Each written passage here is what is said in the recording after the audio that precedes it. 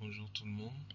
Pour cette session, nous allons voir au niveau de l'initiation de Photoshop les formes et la typographie. Nous allons essayer de voir les formes vectorielles, les formes prédéfinies, l'outil texte, les propriétés de texte, les paragraphes et alignements. Et par la suite, nous allons faire une application sur des travaux pratiques.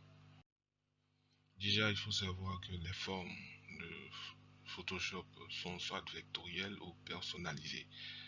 Et nous pouvons avoir accès à toutes ces fonctionnalités au niveau des formes qui par défaut, lorsque vous ouvrez le logiciel, peuvent être représentées par l'outil rectangle en cliquant simplement sur la lettre U de notre clavier.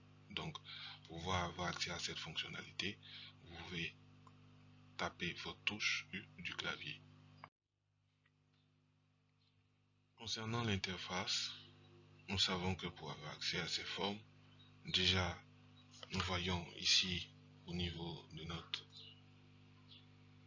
interface l'outil déplacement, un outil très important qui va permettre non seulement de sélectionner mais de pouvoir maintenir le déplacement de tout élément, tout calque au sein de notre plan de travail.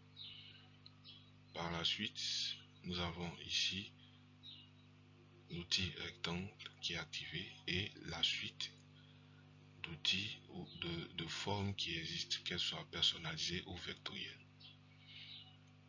Lorsqu'on conçoit ces formes, elles ont des fonds ou couleurs de remplissage. Donc ces fonds et couleurs de remplissage peuvent soit modifier ici à droite dans le panneau propriétés qui est activable en cliquant sur fenêtre et propriétés. Donc on peut changer les fonds de notre forme en cliquant sur fond ici ou en cliquant sur les propriétés, représenter les propriétés au niveau du fond, la couleur de fond représentée ici par notre remplissage de forme. On a la possibilité d'agir aussi sur les contours de forme via l'interface ici qui permet de choisir la couleur. Il peut être déjà activé dans une couleur ou en blanc et rouge. Nous avons aussi l'épaisseur juste en face et le type de contour. Les formes comme l'outil rectangle peuvent avoir des rayons dessin qui permettent de pouvoir jouer sur les arrondis de tout ce qu'il y a comme angle. On a 4 angles, donc en activant, en augmentant ou en diminuant selon notre choix d'angle, on peut modifier la valeur en cliquant juste ici au niveau de ces paramètres des rayons des angles. Donc pour activer les formes comme on le voit, voilà les formes vectorielles. Donc encore l'outil de déplacement qui permet de sélectionner, c'est la base de notre logiciel parce que si vous ne sélectionnez pas un élément, vous ne pouvez pas le faire, le modifier ou le déplacer. Voilà, il sert non seulement à sélectionner mais à déplacer également.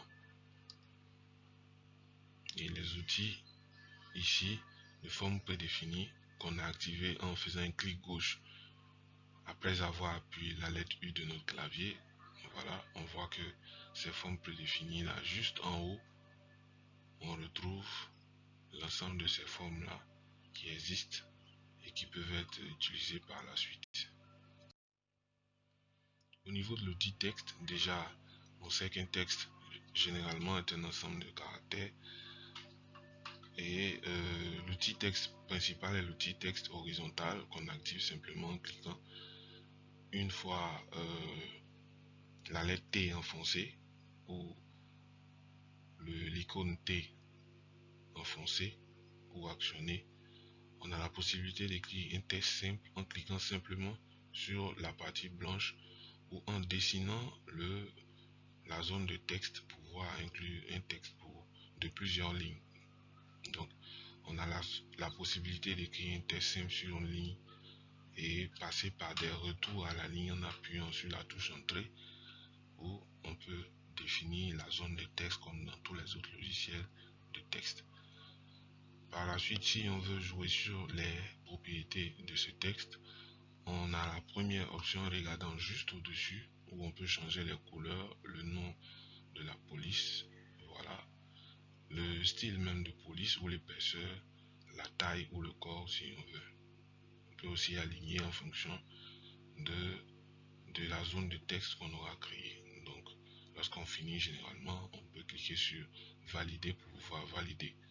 Voilà. Donc, à droite ici, nous avons là pour les propriétés de l'outil texte. Pour le panneau caractère qu'on peut activer en cliquant sur fenêtre et par la suite en cliquant sur caractère, on a le nom de la police. Voilà, ici c'est Chapaza. Le style qui est l'épaisseur au fait de la police. Par défaut, dans certains logiciels, vous allez voir gras italique ou normal. Ici c'est regular, bold ou italique que vous allez voir. On a le corps ou la taille de police, ici qui est de 28 points. Voilà, la distance entre les lignes. Voilà, entre les lignes, la distance qui existe. La distance entre les caractères. Ici, entre deux caractères. La hauteur des caractères ici, qui permet de voir la hauteur de chaque lettre ou de chaque caractère. Le faux gras. Les lettres tout en capital. Lorsque vous écrivez un mot que vous voulez avoir toutes les lettres en capital, ce sont ces deux grands T. Lorsque vous voulez avoir la première lettre en capital et par la suite les autres dans un autre format, vous cliquez sur la première lettre en capital. On a l'exposant, on a les indices, on a le souligné, on a le barré, on a aussi la couleur de la police qu'on peut changer. Donc, on peut changer aussi les couleurs au niveau de ce panneau. Pour le panneau de paragraphe qui est juste généralement activé juste à côté, ou si vous voulez, vous allez dans fenêtre, le menu fenêtre et vous cliquez sur paragraphe, vous allez voir les alignements qui existent à gauche centré et à droite, et les justifications gauche, droite et centré. Et il y a des options aussi qui permettent de faire des retraits, c'est-à-dire créer des marges entre la bordure de votre élément ou de votre début de texte et le texte en lui-même. Donc ces marges-là peuvent être soit sur toutes les lignes de votre paragraphe ou sur une première ligne. Donc on a toutes ces options-là qui existent. Donc c'était un peu ça ce que nous devions partager, non seulement au niveau des textes, mais aussi au niveau des formes. Donc merci et à la prochaine.